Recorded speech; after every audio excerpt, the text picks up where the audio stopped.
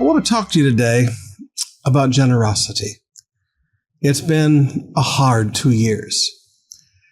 And sometimes in hard times, we have to be careful because we've started to hold on to things a little too tightly. Now, for some of us, we've gotten more generous, but for others of us, we've gotten a little stingy.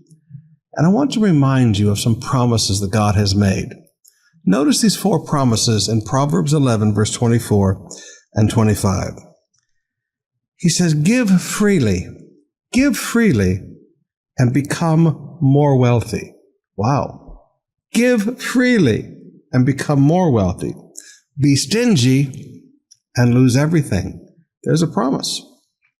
The generous will prosper, and those who refresh others will themselves be refreshed. Beloved, please look at these 4 promises, and each one of them is equally strong.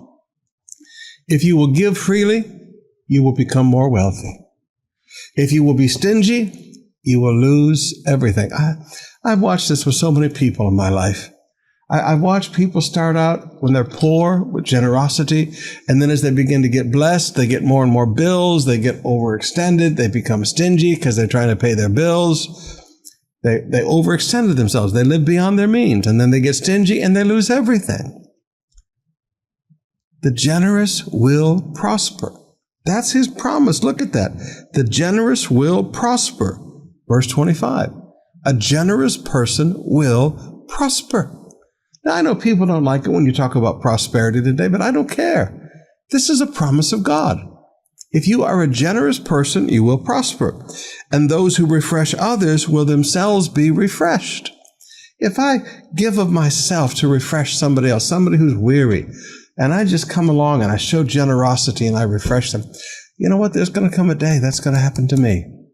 Beloved, coming out of this thing, let's remember, and some of you, please, I have no criticism for you. It's been a hard 2 years.